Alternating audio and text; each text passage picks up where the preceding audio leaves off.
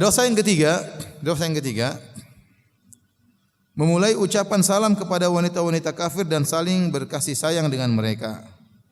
Rasulullah SAW bersabda, "La tabda'ul yahuda wala nasara bis salam." Janganlah kalian mendahului orang-orang Yahudi Nasrani dengan salam. Hadis riwayat Muslim. Begitu juga mengucapkan selamat pada saat ulang tahun atau tahun baru dan semacamnya. Semua ini haram untuk dilakukan karena termasuk ungkapan loyalitas al-wala kepada musuh-musuh Allah Subhanahu wa taala. Maksudnya apa? Kita tatkala berinteraksi dengan non-muslim, kita berinteraksi dengan cara yang baik ya. Tidak ada masalah, kita berakhlak mulia di hadapan mereka. Makanya di antara hal yang menakjubkan, Nabi sallallahu alaihi wasallam pernah punya khadim, pembantu dari pemuda Yahudi. Nabi kepala negara Islam. Ternyata pernah Nabi memperkerjakan seorang pembantu dari kalangan Yahudi, ya. Kana gulamun Yahudi yakhdiman Nabi sallallahu alaihi wasallam. Ada seorang pemuda Yahudi, dia membantu Nabi sallallahu alaihi wasallam. Tatkala dia sakit, Nabi datang menjenguknya. Jadi ini suatu yang menakjubkan, bagaimana kepala negara kaum muslimin menjenguk pembantu kafir. Dan itu dilakukan oleh Nabi sallallahu alaihi wasallam.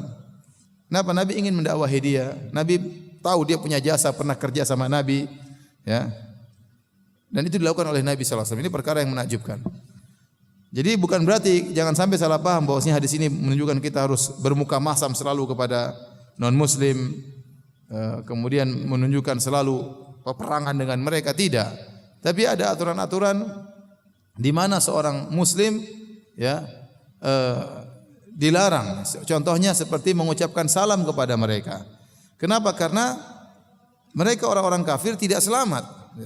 Mereka di akhirat tidak selamat. Bagaimana kita mengatakan assalamualaikum, keselamatan bagi engkau wahai orang kafir? Mereka tidak selamat. Mereka kufur kepada Allah, mereka musyrik. Maka dilarang kita mengucapkan assalamualaikum. Tapi kalau mereka yang mengucapkan terlebih dahulu, maka menunjukkan keadilan, kita jawab. Kalau mereka orang kafir mengatakan assalamualaikum Pak Ustadz, saya jawab waalaikumsalam. Sebenarnya mengatakan jangan bilang waalaikumsalam, cukup jawab waalaikum kalian juga. Tapi maknanya mirip-mirip ya. Kalau mereka yang pertama kali mengucapkan salam, maka mereka mendoakan kita. Maka di antara bab keadilan kita balas doa mereka. Kita mengucapkan waalaikumsalam. Tapi kalau kita yang mulai, dilarang. Karena orang musyrik tidak selamat. Orang musyrik tidak selamat ya. Jadi jangan sampai dipahami hadis ini bahwasanya kita harus menunjukkan wajah garang di hadapan mereka. Tidak. Kita melihat maslahat dan mudarat. Oleh karena sebenarnya Allah mengatakan, kalau kita pekerja terus bos kita kafir, kalau kita ketemu, jangan bilang assalamualaikum Pak Bos, jangan. Ya, karena kita doakan keselamatan sementara mereka tidak selamat, maka boleh ganti dengan yang lain. Pagi Pak misalnya, siang Pak, sore Pak, malam Pak, ya. Ya. Boleh seperti itu, ya. Tapi kalau dia non muslim, maka tidak boleh kita bilang assalamualaikum, mendahului mengucapkan salam. Kenapa? Karena mereka itu tidak selamat. Tidak selamat. Bagaimana seorang musyrik selamat di akhirat ya. Tapi adapun kita ramah tamah dengan mereka, apalagi tujuannya kita mendakwahi mereka, maka ini dianjurkan.